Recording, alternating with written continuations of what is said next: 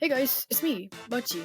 I've been inactive for quite some time, maybe a few months since my last appearance. However, I still want to keep this channel active and I don't want to keep my server waiting too long. This video is going to be a little bit different. I don't have a lesson plan, nor do I have an animation meme to upload, but I do have something else: art commentary. I will be yapping for this entire video about Artfight in this channel, so sit back, relax, and draw. Artfight is a really fun event. I joined back in 2023, however wasn't really active until a year later. My Artfight seasons have been regular, but they've been needlessly interrupted by my busy schedule. It makes me wonder if there's a second lesser known Artfight. Artfight does let users show the amount of effort they can, as this event can sometimes be really stressful or you can't always participate. It takes a toll on you when all you've been doing is drawing, and then not only do you have to draw for yourself, but you also have to draw for others. Thankfully, my efforts were not in vain, and for almost every attack I did, I got a revenge in return. I'm really happy that even though I wasn't able to participate too much this year, I was still able to get something back. I'm hoping to do a little bit more next year, that is, if I'm not too busy. Besides my experience, I've been hearing some things from others, such as low effort drawings, the stress of what Artfight does, and in general, just giving up at the end of the month. It's kind of relatable.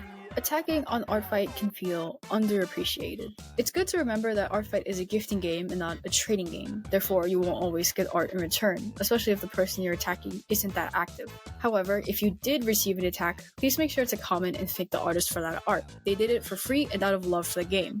Only complimenting art you find pretty and not complimenting at all really gets people discouraged. Along with fighting, you also want to make sure you have good sportsmanship. Most of the people who do art gifting events do it for the fun of making others happy.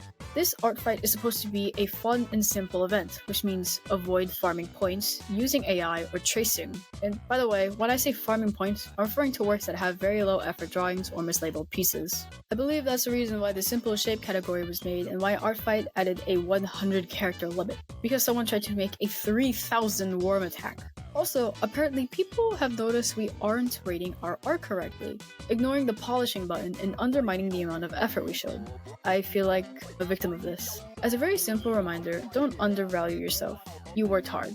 For my final thoughts on the subject, what I'm really concerned about is the ratio.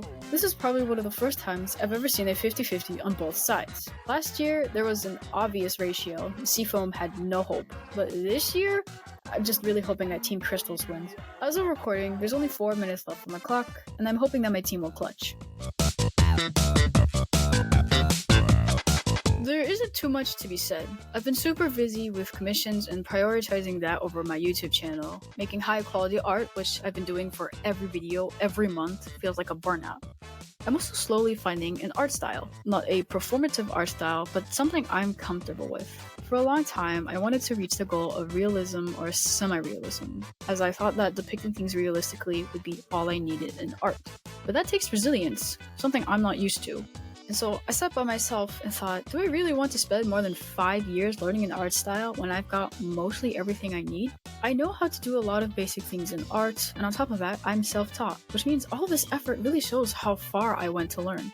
Making art means that you're comfortable in your own skin, you're happy, and it's accessible to you. Making realistic faces every video isn't something I want to do anymore. I'm not saying I won't stop making art, but my art style may change or regress. Of course, I'll still be able to draw eyes and fully formed facial features, but I just won't show them.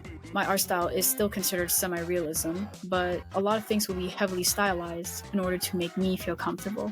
After this video, I probably will get back to a normal schedule of publishing animation memes or doing tutorials and art challenges. But I just wanted to update my viewers on where I currently am, especially with school being just around the corner. Thank you so much for sitting through this entire thing. I do have a small community, but it's pretty dry and I'm hoping to make it a bit more active. You can join to participate in future videos, and if my Discord server gets big enough, I hope to host special events. Thank you for watching, and I'll see you next time. Today, nobody has been able to link this skull to a specific individual. However, there is a bit more information about this case than what I have already stated. So, let's piece some of this together.